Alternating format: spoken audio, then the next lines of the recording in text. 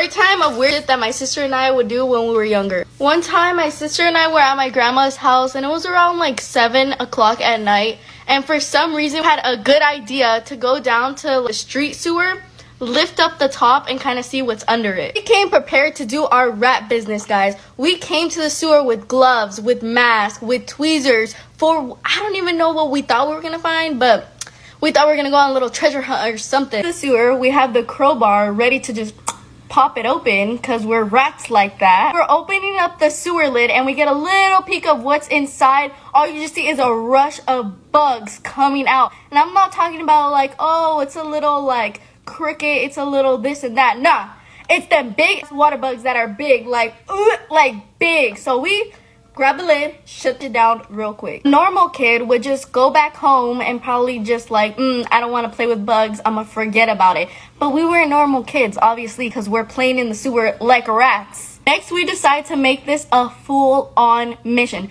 So we plan exactly what we're gonna do, and our master plan was to extract one of these water bugs and put it in a plastic bag to, I don't know, we didn't get that far. Just to put it in a plastic bag and grab it with some tweezers. That's time to take our plan into action. I'm lifting up the lid for my sister, and she's going in with her gloves, her mask, and her tweezers to literally pick a water bug out the sewer. Like, put that in your head how gross that is. Y'all, our little rat mission was a success because we successfully pulled out one of them big water bugs out the sewer. We done got ourselves a sewer bug.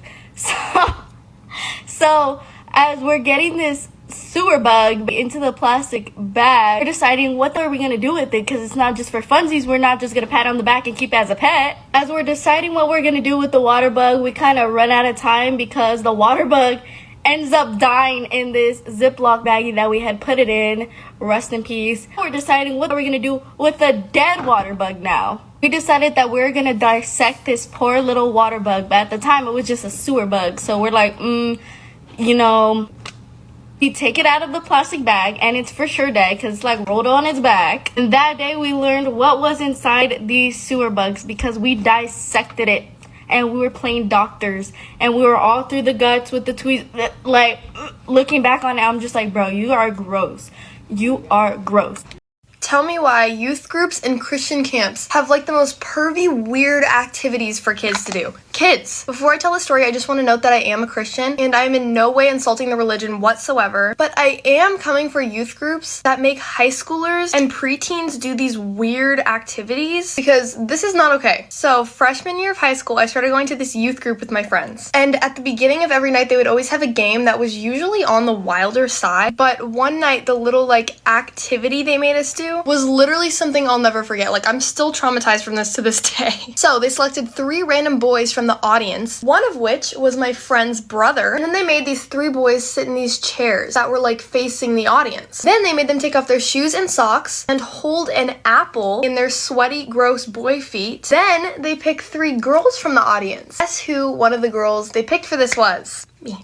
And they also picked my friend who was sitting right next to me. Then, and of course they wait until the girls are already up on stage to explain the game to us, they tell the girls that the challenge is they have to get down on the ground and eat these apples out of these boys' feet. And the girls had to keep their hands behind their back. You're not allowed to use your hands at all. And they said the girl that eats the whole entire apple first wins. No prize, no reward, no nothing, by the way. You literally just win. Like, I'm sorry. Am I the only one that sees something horribly wrong with this? Obviously, I did not want to do it, so I tried to like walk off the stage. I was like, I am not doing this. I'm literally not. But my friend, that I'm no longer friends with anymore, grabbed me and she was like, you're doing it. If I'm doing it, you're doing it too. You have to do it. And then the like leaders of this youth group were like, yeah, do it, do it, do it. And I was trying to express that like I literally would rather jump off a bridge right now than do this, but I got peer pressured into it. I would just like to clarify that today I would not take that from anyone. I would be getting in my car and driving away so fast. But again, I was a freshman in high school, I was peer pressured into it, and I suffered the consequences. As if the situation couldn't get any worse as it was. Of course, they literally set me up with my friend's brother. I literally know that one of the people I used to be friends with in high school has a video of this floating around somewhere in their Snapchat memories, because I've literally seen the video. I would just prefer to never be reminded of that situation ever again in my whole entire life. So they started the race. I literally ate ate as slow as I possibly could. I think I ate like 2 tiny bites off of that apple. I was having a really hard time not like gagging and throwing up. My friend at the time, on the other hand, just like did not care. She like full sended it in one because she ate the entire apple out of some guy's feet. Honestly, even if there was a prize, that never would be worth it to me. But pop off, I guess. But that's not the only time something like that happened with that youth group. I did go to winter camp with them because my friends were still going to that youth group, and they told us to bring messy clothes for one of the activities for this camp. But of course they don't tell you what the activity is until you're like there and doing it. And there was hundreds of kids there, mind you, because this camp was like all of these youth groups from across the state come together for like this one camp. So they literally lock like hundreds of kids into this like horse arena, and there was all these like huge barrels. So after locking us in the arena, they tell us what is filled in these giant barrels is horse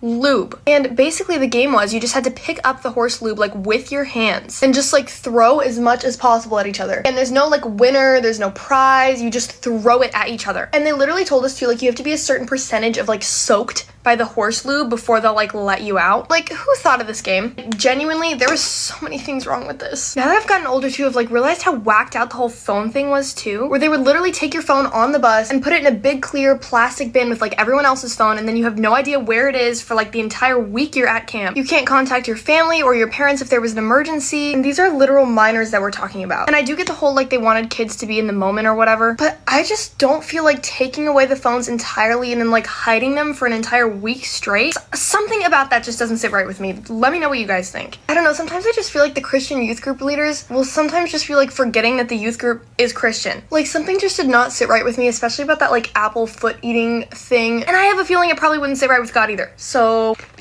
let me know what you guys think.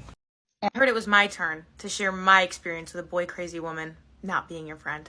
My God, have I waited a long time to tell this story, and my God, am I excited to finally tell it. I'm friends with this girl for 15 years. She was always boy crazy. It was a known thing. It was okay. I told myself, you know, if it's the one flaw about her, I'm going to accept it because I'm personally not boy crazy, especially when I met her. I didn't get interested in boys until I was about 17. Even then, my first boyfriend, I asked my mom, why don't I love him? She was like, Emily, I don't know. Are you attracted to men? And I was like, I think so. Anyway, going back to when I was 13. We'll call this girl Allison. Allison did the thing where whenever you're around a guy, you're the pit of the joke. That was fine. I was used to it. I was like, this sucks, but this is her one flaw. Also did this thing where when she liked a guy, she pretended to like every single thing he ever liked in his life. So if he liked a specific sports team, she was like a diehard one of those fans. If he liked video gaming, suddenly she was a video gamer. If he liked working out, suddenly she was a bodybuilder, so on and so forth. First time I realized, you know, okay, maybe this is detrimental to our friendship was when we were at Halloween party. We were like 16, right? And we needed a ride home, and she was technically my ride home. Instead of being my ride home, she left me alone to go hook up with a guy who happened to be one of our friends' boyfriends. Yeah! It was the first time in my brain I was like, is she your friend? And let me tell you, if you ever get a thought in your brain, is she my friend? Should I be her friend? Is she a bad friend to me? She is. Stop being her friend. I forgave her for this over time. I was like, you know what? This is her one flaw, right? Like, this is the one thing. It persisted, right? She would cancel on me and all of our friends to like hang out with her boyfriend. She was MIA all the time, but it was her one flaw. Ended up getting into a really serious relationship. Good for her. Which the guy sucked and they broke up, and I had a man at the time. She needed a job. She ended up working with him because he was like, I got a job for you. She fell in love with him. And I watched it happen because guess what? She started deciding to like the things he liked, and I won't name them. Not the only boy crazy friend I ever had, but the things that she did behind my back to try to get at my man. I won't go there because I don't want to expose my whole life, but boy crazy girls are not your friend. The best thing you can do is tell them that they're boy crazy and that it's affecting your friendship, but if that doesn't change anything, you need to peace out. They will leave you in the most dangerous situations. They will betray you for anybody. They do not care. They do not care. Love you. Bye.